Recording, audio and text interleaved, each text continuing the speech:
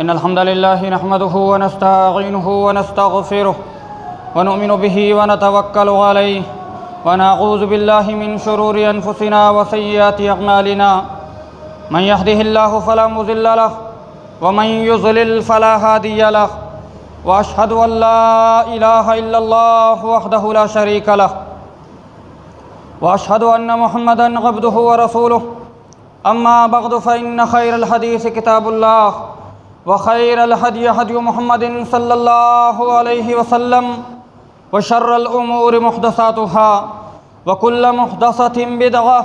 وكل بدعة ضلالة وكل ضلالة في النار فأعوذ بالله السميع العليم من الشيطان الرجيم بسم الله الرحمن الرحيم وقال الرسول يا رب إن قوم اتخذوا هذا القرآن مهجورا وقال جل شانه في محكم التنزيل في مقام آخر إن الذين يتلون كتاب الله وأقاموا الصلاة وأنفقوا مما رزقناهم سرا وعلانية يرجون تجارة لن تبور ليوفيهم أجورهم ويزيدهم من فضله إنه غفور شكور وقال جل شانه في محكم التنزيل في مقام آخر إنا أنزلناه قرآنا عربيا لعلكم تعقلون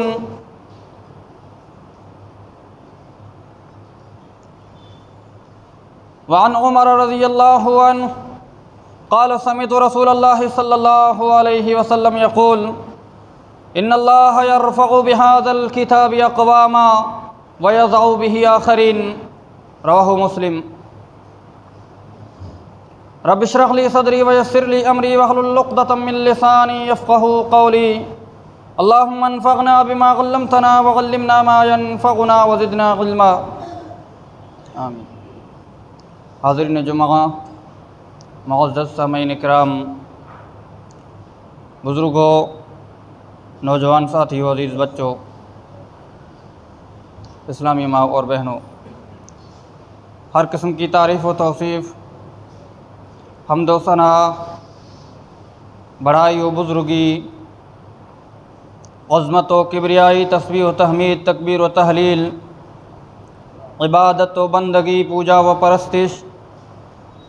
اسی اکیلے رب العالمین وحدہ لا شریک کے لیے لائق اور سزاوار ہے، جو رب العالمین احکم الحاکمین ارحم الراحمین، اکیلا اور تنہا کل کائنات کا خالق، تمام جہانوں کا مالک ہے۔ لاکھوں کروڑوں درود و سلام نازل ہوں رب العزت کے بھیجے ہوئے تمام برگزیدہ جلیل القدر اور اولو العزم انبیاء کرام پر، بالخصوص انگنت بے شمار لاتعداد درود و سلام نازل ہوں اور تا قیامت نازل ہوتے رہیں ہمارے اور ساری کائنات کے آخری نبی احمد مجتبیٰ محمد مصطفیٰ جناب محمد رسول اللہ صلی اللہ علیہ وسلم کی ذات گرامی پہ اللہم صلی علی محمد و بارک وسلم علیہ۔ محترم حاضرین، اللہ رب العالمین نے اس کائنات کے اندر جب اپنے محبوب نبی کے اوپر اپنے پسندیدہ دین کو نازل کیا تو اس دین کی شروعات اور ابتدا کے لیے اللہ رب العالمین نے پیارے رسول علیہ الصلاۃ والسلام کے اوپر وحی نازل فرمائی، کلام مجید کی چند آیات کے ذریعے سے اللہ رب العالمین نے ابتدا اور آغاز کیا نبوت اور رسالت کا، یعنی آپ صلی اللہ علیہ وسلم کو جو کہ ایک انسان تھے، وہ عام انسانوں سے اللہ رب العالمین نے جو خاص بنایا، بلکہ خاصوں میں سے خاص بنایا، کائنات کے تمام انسانوں کا سردار بنایا، سب سے افضل بنایا، اس کی شروعات اور ابتدا کلام مجید کو نازل کر کے اللہ رب العالمین نے کی۔ گویا کہ دنیا کے اندر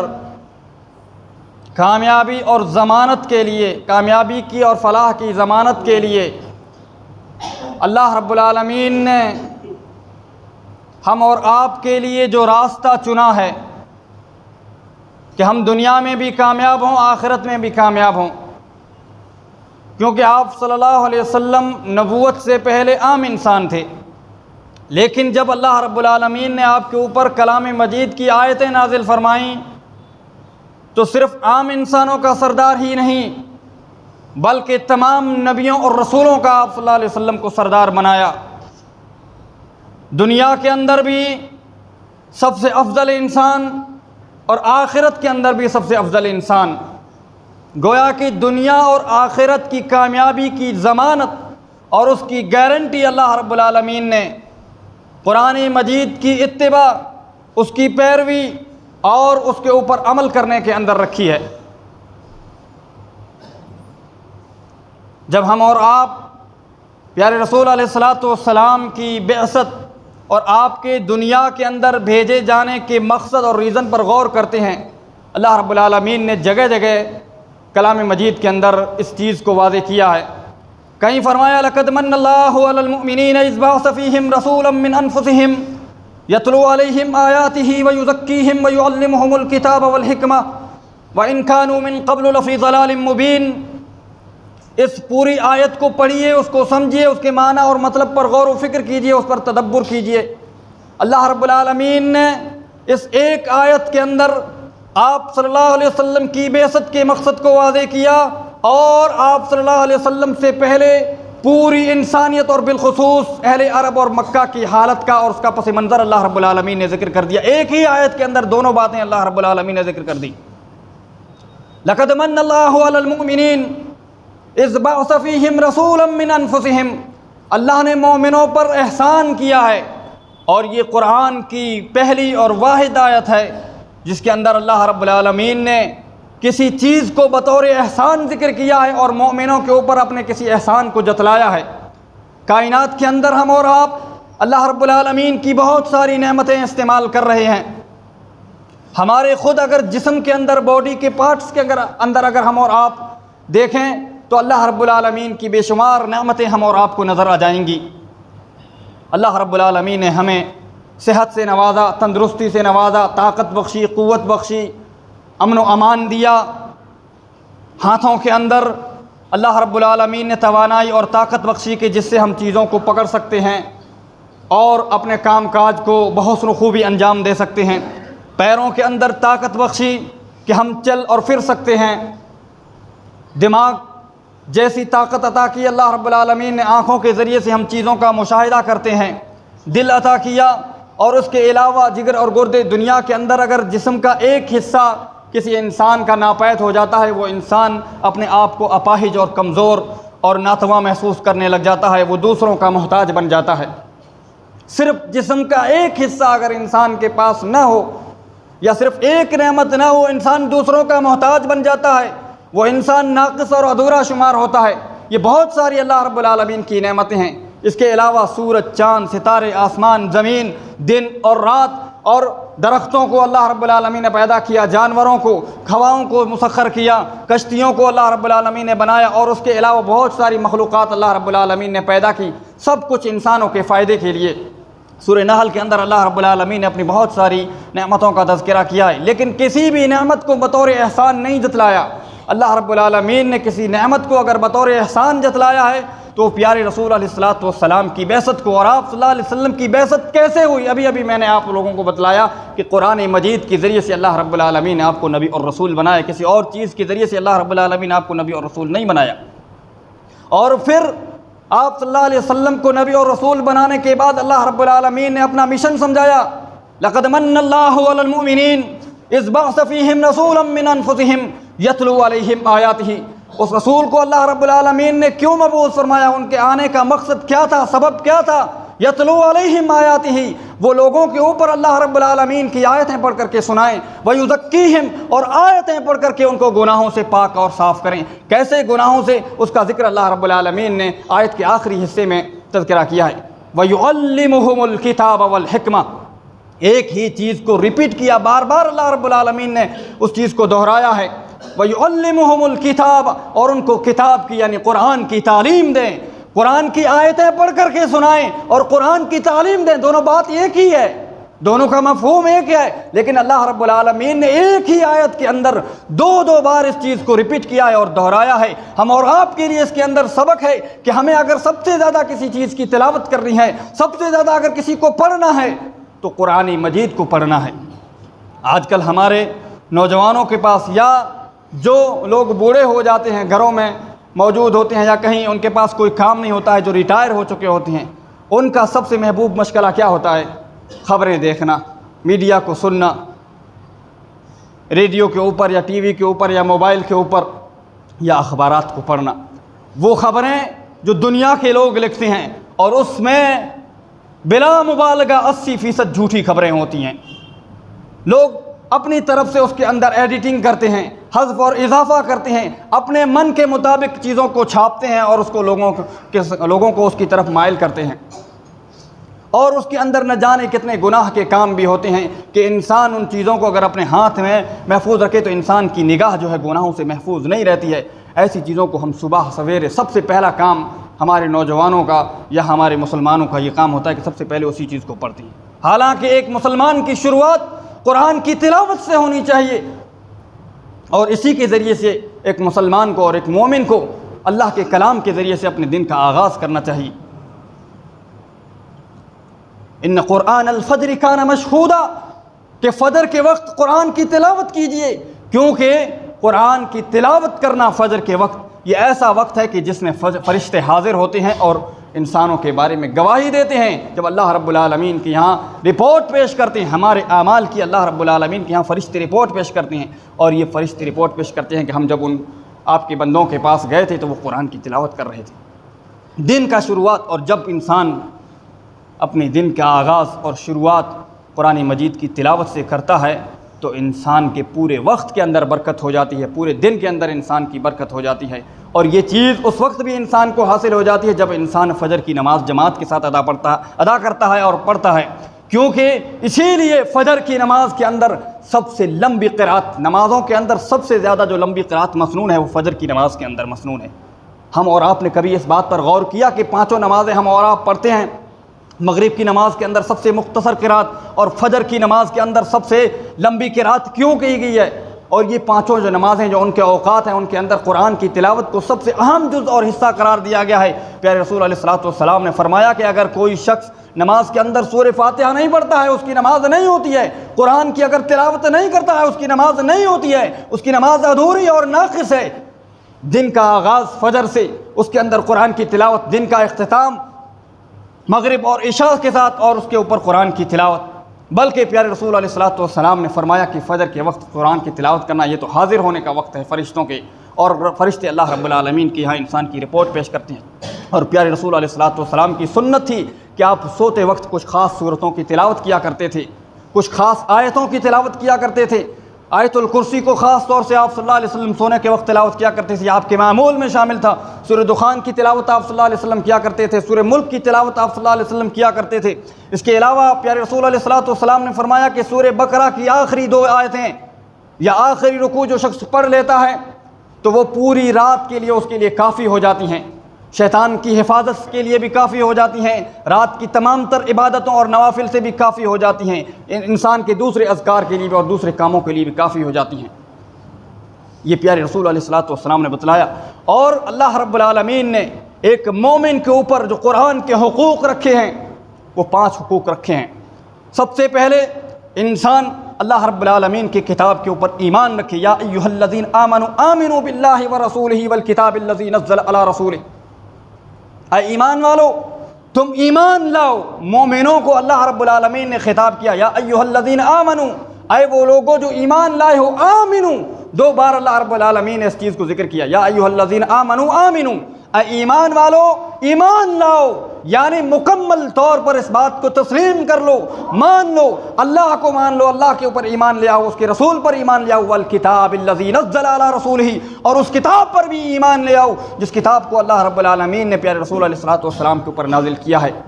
ایک مومن کو ہمیشہ اپنے ایمان کو تازہ کرتے رہنا چاہیے قرآن کی تلاوت سے اور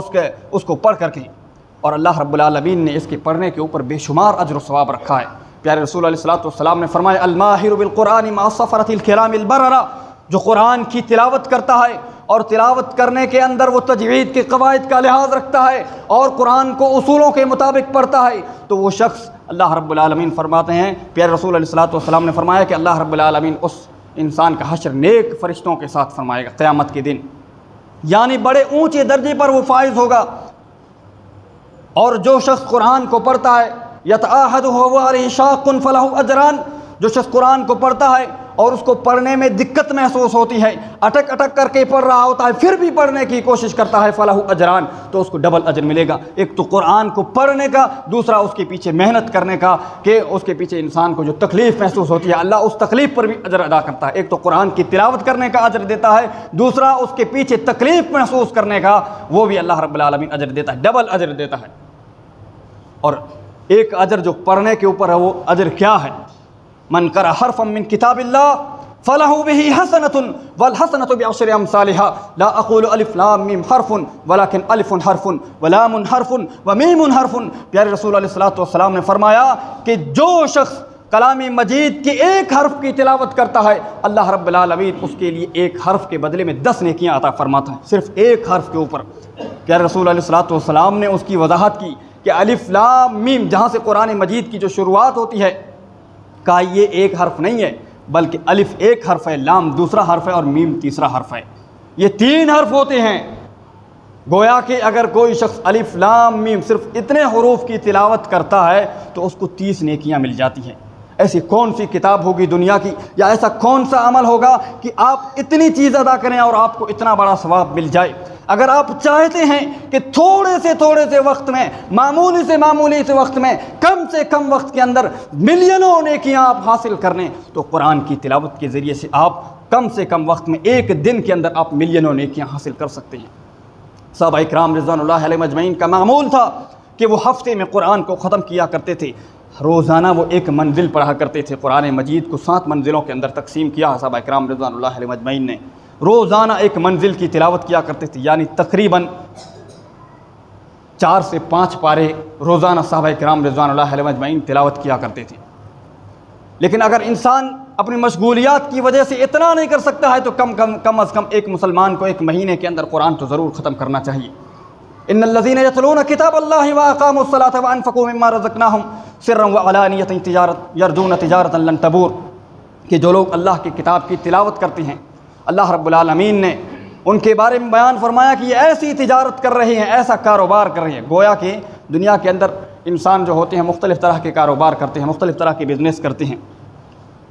لیکن اللہ رب العالمین نے بیان فرمایا کہ جو شخص قرآن کی تلاوت کر رہا ہے، اپنا وقت اس کے اندر لگا رہا ہے، گویا کہ یہ اللہ رب العالمین کے ساتھ تجارت کر رہا ہے۔ ایسا شخص اللہ رب العالمین کے ساتھ کاروبار کر رہا ہے، ایسا شخص گویا کہ رب العالمین سے بزنس کر رہا ہے، اور یہ جو بزنس کر رہا ہے اس کے اندر کوئی لاس نہیں ہے، کوئی خسارہ نہیں ہے، کوئی نقصان نہیں ہے۔ یہ ایک واحد عمل ہے جس کے اندر اللہ رب العالمین نے بیان فرمایا کہ اس کے کرنے والا کبھی کہ نقصان کا شکار نہیں ہوتا ہے۔ دنیا کے اندر کوئی بھی ایسی تجارت نہیں ہے جس کے اندر انسان گارنٹی کے ساتھ یہ کہہ سکے کہ یہ تجارت کروں گا تو اس کے اندر مجھے فائدہ ہی فائدہ ہوگا، لاس نہیں ہوگا۔ انسان کو ہمیشہ لاس کا خطرہ رہتا ہے۔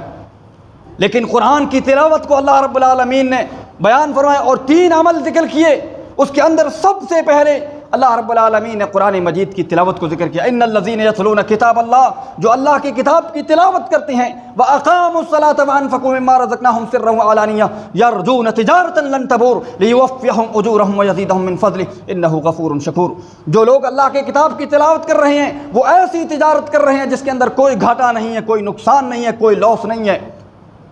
بلکہ ان کو پورا اجر دیا جائے گا، لیوفیہم اجورہم، تاکہ اللہ رب العالمین ان کے اجر کو پورا اور مکمل عطا کرے، وَيَزِيدَهُم مِّن فَضْلِ، بلکہ ان کے اجر سے زیادہ بھی عطا کرے، جس اجر کے وہ مستحق ہیں اس سے مزید اضافہ کر کے اللہ رب العالمین ان کو عطا کرے۔ وَيَزِيدَهُم مِّن فَضْلِ، اپنے فضل سے،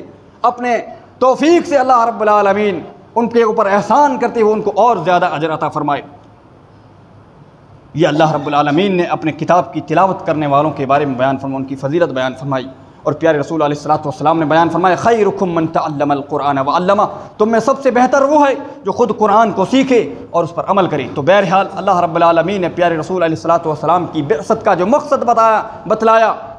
یہ قرآن کریم کی تلاوت اور قرآن کریم کی تعلیم کو عام کرنا ہے۔ آج ضرورت اس بات کی ہے کہ ہم اپنے بچوں کو سب سے پہلے قرآن کی تعلیم دلائیں۔ افسوس کے ساتھ کہنا پڑ رہا ہے کہ ہم اور آپ اپنے بچوں کے لیے دنیاوی تعلیم کا، عصری تعلیم کا تو اچھے طریقے سے انتظام کرتے ہیں، اچھے سے اچھے کالج کے اندر، اچھے سے اچھی یونیورسٹی کے اندر داخلہ دلوانے کی کوشش کرتے ہیں۔ میں یہ نہیں کہتا ہوں کہ ایسا نہیں کرنا چاہیے، یہ بھی ضروری ہے دنیا کے اندر زندگی گزارنے کے لیے، لیکن ایک مومن کے اوپر جو سب سے پہلے فریضہ عائد ہوتا ہے وہ اللہ رب العالمین کی کتاب کی تعلیم کا فریضہ عائد ہوتا ہے کہ انسان خود بھی سیکھے اور اپنے بچوں کو بھی تعلیم دے۔ اور ایک بات واضح کرتا چلوں کہ قیامت کے دن جب میدان محشر قائم ہوگا تو اللہ رب العالمین نے ہمارے اولاد کی تربیت کی ذمہ داری ہمارے اوپر عائد کی ہے، اور اس چیز کے بارے میں قیامت کے دن اللہ رب العالمین ہم اور آپ سے پوچھے گا۔ تو جو سوالات ہم اور آپ سے اللہ رب العالمین کرے گا قیامت کے دن، تو اس بات کو نوٹ کر لیجئے کہ اللہ رب العالمین کبھی بھی ہم سے یہ نہیں پوچھے گا کہ ہم نے اپنے بچوں کو کون سا کھانا کھلایا، کون سے کپڑے پہنائے، کون سے جوتے پہنائے، کتنے مہنگے مہنگے جوتے پہنائے، کتنے روپے والا 3 روپے کلو والا جو کہ سرکاری دکان پر ملتا ہے وہ چاول کھلایا، یا 100 روپے والا کلو چاول ہم نے کھلایا، گیہوں کون سا کھلایا، آٹا کون سا کھلایا، کپڑے کون سے پہنائے، 30 روپے میٹر والے یا 500 اور 1000 روپے میٹر والے کپڑے پہنائے۔ اس کے بارے میں اللہ رب العالمین ہم اور آپ سے کبھی بھی سوال نہیں کرے گا۔ اگر ہم نے ان کو وہ کپڑے عطا کیے جس سے ان کی سطر پوشی ہو جاتی ہے، ان کا جسم ڈھک جاتا ہے، اگر ہم نے ان کو وہ کھانا کھلایا جس سے ان کا پیٹ بھر جاتا ہے، جس سے ان کی بھوک مٹ جاتی ہے، تو یہ ہمارے لیے کافی ہے۔ لیکن اللہ رب العالمین قیامت کے دن ہماری اولاد کے بارے میں ہم سے یہ ضرور پوچھے گا کہ ہم نے ان کو قرآن کی تعلیم دی یا نہیں دی، دین کی تربیت کی یا نہیں کی، اللہ کے کلام کو سکھلایا نہیں سکھلایا، دین کے احکامات سکھلائے یا نہیں سکھلائے۔ یہ ہر مسلمان سے اور ہر انسان سے اللہ رب العالمین سوال کرے گا۔ ہم اور آپ سوچیں کہ اگر اللہ رب العالمین قیامت کے دن سوال کرے گا تو ہم اور آپ کا کیا انجام ہوگا۔ صرف اللہ رب العالمین سوال نہیں کرے گا بلکہ پیارے رسول علیہ الصلوۃ والسلام ہمارے خلاف مقدمہ کریں گے، کیس کریں گے اللہ رب العالمین کی عدالت کے اندر، وہ عدالت جہاں ذرے ذرے کا حساب ہوگا، جہاں کسی کے اوپر ذرے کے برابر بھی ظلم نہیں کیا جائے گا۔ وَمَن يَعْمَلْ مِثْقَالَ ذَرَّةٍ خَيْرًا يَرَهُ وَمَن يَعْمَلْ مِثْقَالَ ذَرَّةٍ شَرًّا يَرَهُ، جو ذرے برابر نیکی کرے گا وہ اس کو پالے گا، جو ذرے برابر برائی کرے گا وہ اس کو حاصل کر لے گا۔ سب کچھ انسان کے سامنے موجود ہوگا، اور انسان کے اعمال نامے کو انسان کے سامنے رکھ دیا جائے گا۔ لا يغادر صغيرة ما لهذا الكتاب لا يغادر صغيرة ولا كبيرة الا احصاها ووجدوا ما عملوا حاضرا ولا يظلم ربك احدا۔ سورہ کہف کے اندر اللہ رب العالمین نے بیان فرمایا کہ انسان اپنے اعمال نامے کو اپنی آنکھوں سے دیکھے گا، جب اس کو پڑھے گا تو محسوس کرے گا کہ اللہ رب العالمین نے اس کے اندر ہر چھوٹی اور بڑی چیز کو لکھ دیا ہے۔ وَوَجَدُوا مَا عَمِلُوا حَاضِرًا، جو کچھ بھی انہوں نے عمل کیا وہ اس کو اپنے حاضر پائیں گے، اپنے سامنے حاضر پائیں گے۔ وَلَا يَظْلِمُ رَبُّكَ أَحَدًا، اور تیرا رب کسی کے اوپر ظلم نہیں کرے گا۔ اللہ رب العالمین کی عدالت ہوگی جہاں انصاف ہوگا، کسی کے اوپر ظلم نہیں کیا جائے گا، وہاں پیارے رسول علیہ الصلوۃ والسلام ہمارے اور آپ کے خلاف مقدمہ دائر کریں گے، کیس کریں گے اللہ کی رسول کی عدالت، اللہ رب العالمین کی عدالت میں۔ وقال الرسول یا ربی ان قوم اتخذوا هذا القرآن مہجورا، اور رسول کہیں گے کہ اے رب یہ میری قوم تھی جس نے قرآن کو چھوڑ دیا تھا، قرآن کو پس پشت ڈال دیا تھا، اور قرآن کے جو 5 حقوق ہیں ان میں سے اگر کسی ایک حق کو بھی ہم اور آپ نے چھوڑ دیا تو پیارے رسول علیہ الصلوۃ والسلام کی اس کیس کے اندر، اس مقدمے کے اندر ہم اور آپ شامل ہو جائیں گے۔ وہ 5 حقوق اگر میں مختصراً بیان کروں بغیر کسی تشریح کے، تو اللہ کی کتاب پر ایمان لانا، اس کی تلاوت کرنا، اور تلاوت کرنے کے ساتھ اس کو سمجھنا، معنی اور مطلب پر غور و فکر کرنا، اس پر عمل کرنا اور اس کی تبلیغ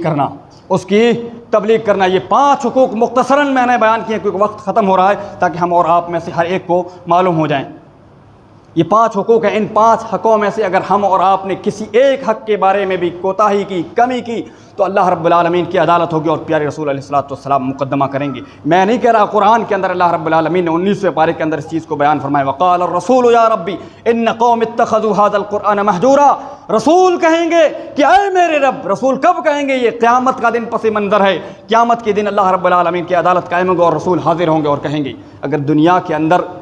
ہمارے اور آپ کے اوپر کوئی معمولی سا کیس ہو جائے، انسان کو پتہ چل جائے کہ پولیس اس کے گھر پر آئی ہے، انسان پریشان ہو جاتا ہے۔ اور اگر دنیا کا اس کیس کو سب سے اچھا وکیل اگر لڑ رہا ہو تو ہم اور آپ کیا سوچتے ہیں کہ آپ تو میں اس کیس کو نہیں جیت پاؤں گا، اب مجھے سزا ہو جائے گی۔ دنیا کے اندر ہم اور آپ یہ سوچتے ہیں کہ جہاں رشوتیں چلتی ہیں، جہاں انسان طرح طرح کے دوسرے سورسز لگا کر کے اپنے آپ کو گناہ سے بچانے کی کوشش میں لگا رہتا ہے اور بچ بھی سکتا ہے، پاسبل ہے، لیکن وہ عدالت جہاں اللہ رب العالمین کھڑا ہوگا فیصلہ کرنے کے لیے، جہاں ذرے کے برابر کسی کے اوپر ظلم نہیں ہوگا، جہاں کوئی رشوت کام نہیں آئے گی، وہاں پیارے رسول علیہ الصلوۃ والسلام اگر ہم اور آپ کے خلاف مقدمہ دائر کر دیں تو ہماری اور آپ کی کیا حالت ہو جائے گی۔ تو میرے بھائیو، ضرورت اس بات کی ہے کہ ہم اس قرآن کی تعلیم کو خود بھی حاصل کریں، اور قرآن کی تعلیم حاصل کرنے کے لیے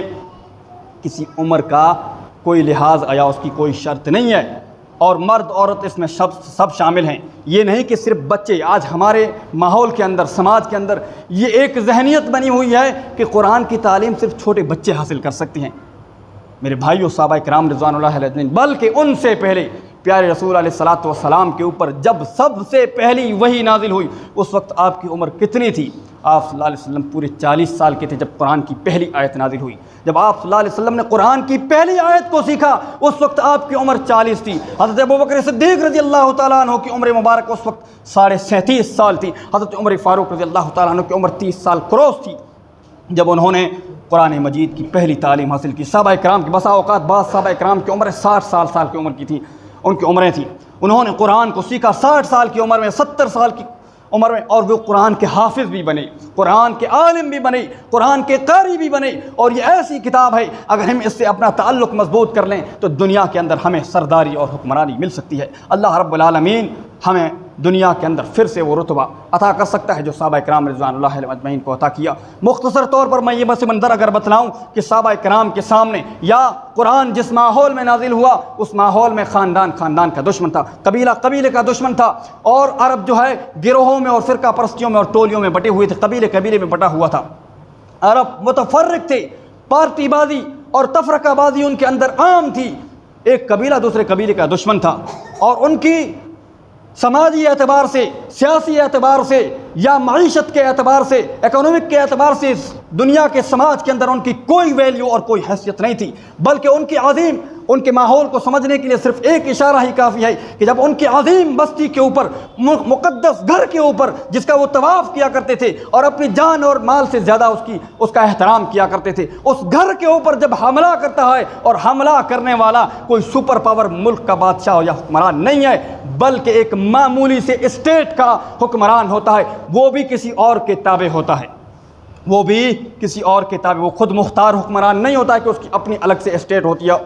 اس کا الگ سے اپنا حکم ہوتا ہے۔ وہ ابرہا جو یمن کا گورنر ہوتا ہے، یمن آج ایک ملک ہے لیکن اس زمانے میں ایک اسٹیٹ تھا جو کبھی روم کے تابع رہ چکا ہے تو کبھی ایران کے تابع رہ چکا ہے۔ یہ اتنا کمزور تھا کہ آپ صلی اللہ علیہ وسلم کی زندگی میں کبھی وہ روم والے ان پر حکومت کیا کرتے تھے اور کبھی ایران والے۔ یہ بتانے کا مقصد یہ ہے کہ اتنا کمزور کہ معمولی سے وقت میں کبھی روم والے ان پر حکومت کریں، کبھی ایران والے ان پر حکومت کریں، وہ اسٹیٹ کتنا کمزور ہوگا۔ اس اسٹیٹ کا گورنر مکہ کی عظیم بستی کے اوپر حملہ آور ہوتا ہے اپنے ہاتھیوں کے ساتھ، اور ان کا ڈیفینس کرنے کے لیے، اللہ کے گھر کا دفاع کرنے کے لیے مکہ کے سردار کی یہ الفاظ ہوتی ہیں کہ یہ جس کا گھر ہے وہ اس کی حفاظت کر لے گا، میں اونٹوں کا مالک ہوں، مجھے اپنے اونٹ دے۔ ابرہا سے اپنے اونٹوں کو مانگنے کے لیے جاتے ہیں عبد المطلب، لیکن جب ابرہا سوال کرتا ہے کہ میں تمہارے گھر کو، عظیم گھر کو، مقدس بستی کو ڈھانے کے لیے اور اس کو گرانے کے لیے آیا ہوں، تو میں اس کی فکر نہیں ہے، اپنے اونٹوں کی فکر ہے۔ تو یہ عبد المطلب کے جو اس وقت مکہ کے سردار تھی، اب سوچئے کہ مکہ عرب کے اندر تمام بستیوں کی سردار تھی اور قریش تمام قبائل کے سردار تھے۔ جب قریش جو تمام قبیلوں کے سردار تھی، جو بستی تمام قبیلوں کی سردار تھی، اس بستی کے سردار کا یہ عالم ہے کہ وہ کہتا ہے کہ وہ جس کا گھر ہے وہ اس کی حفاظت کر لے گا۔ اتنے عظیم اور مقدس گھر کا ڈیفینس اور ان کا دفاع کرنے کی طاقت ان کے اندر موجود نہیں تھی۔ یہ قرآن سے پہلے کا واقعہ، اور یہ کب کا واقعہ ہے؟ اسی سال کا واقعہ ہے جس سال پیارے رسول علیہ الصلوۃ والسلام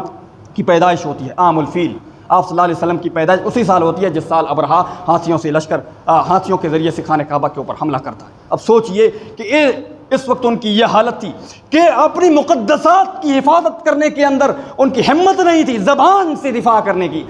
ہاتھ سے لڑنے کی یا طاقت سے مقابلہ کرنے کی تو دور کی بات ہے، زبان سے ڈیفینس کرنے کی بھی ہمت اور جرأت ان کے اندر محسوس نہیں تھی۔ یہ تو ان کے سرداروں کا عالم تھا، ان کے عام